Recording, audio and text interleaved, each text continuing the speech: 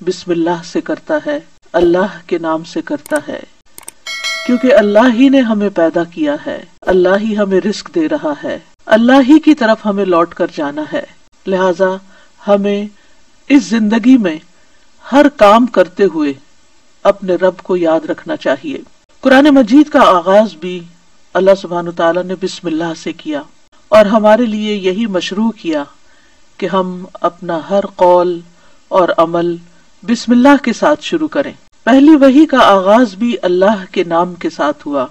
جبریل امین نے پہلی مرتبہ جب نبی صلی اللہ علیہ وسلم کو قرآن مجید کی پہلی آیت سکھائی تو فرمایا اقرأ بسم ربک الذی خلق، اپنے رب کے نام سے پڑھ جس نے پیدا کیا۔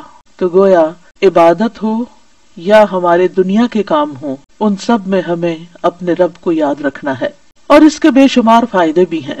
اللہ سبحانہ تعالیٰ کا نام بابرکت ہے، لہذا جب ہم اللہ کے نام سے کوئی کام شروع کرتے ہیں تو ہمارے کاموں میں برکت پیدا ہو جاتی ہے۔ قرآن مجید میں آتا ہے تبارک اسم ربک ذو الجلال والاکرام، بہت بابرکت ہے تیرے رب کا نام جو بہت عظمت والا، اکرام والا ہے۔ جب ہم عبادت کرتے ہیں تو کہتے ہیں ایاک نعبد و ایاک نستعین، صرف تیری ہی ہم عبادت کرتے ہیں اور تجھی سے ہم مدد چاہتے ہیں، کیونکہ ہم کمزور ہیں، ہم اللہ کی عبادت کا حق ادا نہیں کر سکتے۔ اس لیے کوئی بھی کام جو عبادت کی نوعیت سے تعلق رکھتا یعنی خاص عبادات سے، ان کے آغاز میں بھی اللہ کا نام لینا چاہیے، کیونکہ اس سے اللہ کی مدد حاصل ہوتی ہے، اور پھر مزید نیک کاموں کی توفیق بھی ہوتی ہے۔ انسان برائی سے بچتا ہے، شیطان کے وار سے محفوظ رہتا ہے، کیونکہ اللہ تعالیٰ کی مدد، توفیق اور سپورٹ انسان کو حاصل ہو جاتی ہے، اور انسان کے اندر کوئی فخر اور غرور نہیں آتا۔ وہ یہی سمجھتا ہے کہ جو بھی نیک کام میں کر رہا ہوں وہ اللہ کی مدد سے، اللہ کی توفیق سے ہی کر رہا ہوں، اس میں میرا اپنا کوئی کمال نہیں۔ وما توفیقی الا باللہ، نہیں مجھے توفیق مگر اللہ کے نام کے ساتھ ہی۔ پھر اسی طرح جب انسان بسم اللہ سے کام کا آغاز کرتا ہے تو انسان کو اخلاص نصیب ہوتا ہے، کیونکہ جب اللہ کا نام لیا تو اللہ کے نام کے ساتھ اللہ ہی کے لیے کام کرنا چاہیے جو بھی کچھ ہم کریں، اور پھر اگر وہ کام صحیح ہے، عبادت کا ہے یا دنیاوی امور سے متعلق ہے، تو پھر ہماری نیت اور ہمارا قبلہ درست ہو جاتا ہے، انسان کو اخلاص نصیب ہو جاتا ہے۔ پھر اسی طرح یہ ہے کہ انسان جب اللہ کے نام کے ساتھ کوئی کام کرتا ہے تو اللہ کی نعمتوں کی یاد دہانی بھی ہوتی ہے۔ مثال کے طور پر اگر آپ پانی پی رہے ہیں تو جب آپ پانی پینے لگتے ہیں تو بسم اللہ کہتے ہیں، اور جب بسم اللہ کہتے ہیں تو آپ کو اللہ کی یاد آ جاتی ہے، اور پھر ساتھ ہی وہ نعمت جو آپ استعمال کر رہے ہیں اس کے بارے میں غور و فکر بھی نصیب ہوتا ہے کہ یہ اللہ نے پانی پلایا ہے، اور پھر انسان کا غور و فکر اسے کہیں سے کہیں لے جاتا ہے، اس کے اندر ایک وسعت پیدا ہوتی ہے، وہ سوچتا ہے کہ یہ پانی میرے گلاس میں کہاں سے پہنچا، کس نے اتارا۔ تو ظاہر ہے کہ پانی کا پیدا کرنے والا بھی اللہ ہے، اور تمام چیزوں کو اللہ سبحانہ تعالیٰ نے پانی سے پیدا کیا، جیسا کہ قرآن مجید میں آتا ہے۔ ہم تک جو پانی پہنچتا ہے کچھ تو زمینی ذرائع سے اور بیسیکلی بارش کے ذریعے آتا ہے۔ بارش کیسے آتی ہے؟ سمندروں کا پانی بخارات کی شکل میں اوپر اٹھتا ہے، اور پھر بادلوں کی شکل میں جہاں اللہ چاہتا ہے برساتا ہے۔ جب بادل برستے ہیں یا برف پڑتی ہے تو پہاڑوں کی چوٹیوں پر اور مختلف جگہوں پر یا تو پانی جم جاتا ہے یا پھر ندی نالوں کی شکل میں، دریاؤں کی شکل میں بہنے لگتا ہے، اور کچھ پانی رس کر زمین کے اندر چلا جاتا ہے، چشموں کی شکل اختیار کر لیتا ہے، اور پھر مختلف ذرائع سے ہوتے ہوتے وہ ہم تک پہنچتا ہے جسے ہم پیتے ہیں، اور جب پیتے ہیں تو پھر اللہ کا شکر ادا کرتے ہیں اور آخر میں الحمدللہ کہتے ہیں۔ لیکن اگر اتنے اہتمام کے ساتھ جو پانی میرے گلاس میں پہنچا اس کو میں نے اللہ کو یاد کیے بغیر، نعمت دینے والے کا نام لیے بغیر ہی اس کو پی لیا، تو اس سے بڑھ کر ناشکری کیا ہو سکتی ہے۔ پھر اسی طرح اگر انسان کھانا کھاتا ہے اور اللہ کا نام لیتا ہے تو وہ ضرور سوچتا ہے کہ کیا جو کچھ میں کھا رہا ہوں یہ اللہ کی مرضی کے مطابق بھی ہے یا نہیں، حلال ہے یا حرام ہے، اور پھر کس طریقے سے میں اس کو کھا رہا ہوں اور کس طریقے سے میں نے اس کو کمایا ہے یا مجھ تک پہنچا ہے، ان ساری چیزوں پر بھی غور و فکر ہونے لگتا ہے. تو گویا بسم اللہ پڑھنا بار بار انسان کو اللہ کی یاد دلاتا ہے اللہ، اور اس طرح انسان اللہ کی اطاعت کی طرف مائل ہوتا ہے، اللہ کی دی ہوئی نعمتوں کو اللہ کی رضا میں استعمال کرتا ہے اور اللہ کو یاد کرتے ہوئے اللہ کا قرب حاصل کر لیتا ہے. یعنی جب ہر کام کے شروع میں جب ہم اٹھتے بیٹھتے چلتے پھرتے ہم اللہ کا نام لیتے ہیں تو اس طرح ہمیں اللہ سبحانہ و تعالیٰ کا قرب نصیب ہوتا ہے، اور ہمارے دنیا کے کام بھی عبادت بن جاتے ہیں کیونکہ وہ اللہ کی مرضی کے مطابق اللہ کی رضا کے لیے ہوتے ہیں.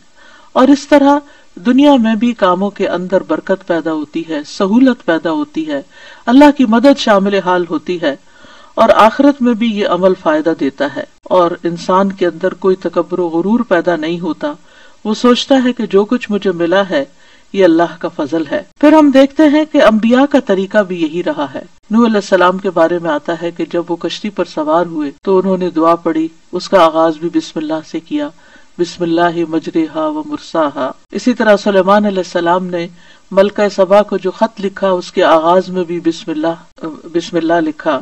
پھر اسی طرح ہم دیکھتے ہیں کہ نبی صلی اللہ علیہ وسلم متعدد مقامات پر بسم اللہ کی تعلیم دیتے ہیں، جس کے بارے میں آگے ہم متعدد احادیث میں دیکھیں گے کہ کس طرح آپ صلی اللہ علیہ وسلم کی زندگی کا ایک اہم حصہ تھا بسم اللہ پڑھنا، اور جس کام کا آغاز اچھا ہو جائے اس کا انجام بھی اچھا ہوتا ہے. قرآن مجید کا آغاز بھی بسم اللہ کے ساتھ ہو رہا ہے، اور بسم اللہ قرآن مجید کی ایک مستقل آیت ہے. یعنی یہ کہ سورۃ الفاتحہ یہ کسی اور سورت میں داخل نہیں ہے، ہر سورت کے شروع میں اسے الگ آیت کے طور پر لکھا گیا ہے. اور اس میں ہم دیکھتے ہیں کہ سورۃ التوبہ جو ہے اس سے پہلے بسم اللہ نہیں ہے، کیونکہ بسم اللہ سے امان حاصل ہوتی ہے، اور سورۃ التوبہ کے شروع میں امان سے یعنی کہ مشرکین کو امان سے نکالا جا رہا ہے، بری ذمہ کیا جا رہا ہے. تو بہرحال آغاز ہوتا ہے قرآن مجید کا بسم اللہ الرحمن الرحیم کے ساتھ، یعنی میں اللہ کی مدد طلب کرتے ہوئے اپنی قرات کو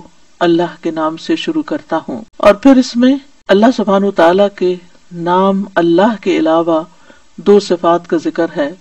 الرحمن ایسی ذات جس کی رحمت تمام مخلوق پر چھائی ہوئی ہے، اور الرحیم ایسی ذات جو مومنوں پر آخرت میں بھی رحم فرمائے گی. جہاں تک لفظ اللہ کا تعلق ہے تو اس کو اسم الجلالہ بھی کہتے ہیں. اللہ کی اصل الالہ ہے، اور لغت عرب میں الہ 4 معنوں پر بولا گیا ہے. نمبر 1 المعبود جس کی عبادت کی جائے، نمبر 2 الملجأ جس کی پناہ لی جائے، نمبر 3 المفزوع الیہ گھبراہٹ میں جس سے مدد حاصل کی جائے، نمبر 4 المحبوب وہ محبوب جس کے ساتھ عظیم محبت ہو اور اس کے بارے میں عقلیں حیران ہو جائیں. تو اللہ کا لفظ اللہ سبحانہ تعالیٰ کا اسم ذات ہے، یعنی ذاتی نام ہے، سب ناموں سے عظیم اور اعلیٰ ہے. اور یہ جلیل القدر نام اللہ سبحانہ تعالیٰ کے جتنے بھی باقی نام ہیں وہ سب اسی نام کی طرف لوٹتے ہیں، یعنی وہ اللہ ہی کے نام اور اللہ ہی کی صفات ہیں. اور اس کو امام غزالی کہتے ہیں کہ یہ اللہ تعالیٰ کے ناموں میں سے سب سے زیادہ عظیم نام ہے، کیونکہ یہ اس ذات الہی پر دلالت کرتا ہے جو تمام صفات الہیہ کو جمع کرنے والی ہے، یہاں تک کہ کوئی بھی صفت اس سے جدا اور علیحدہ نہیں ہو سکتی.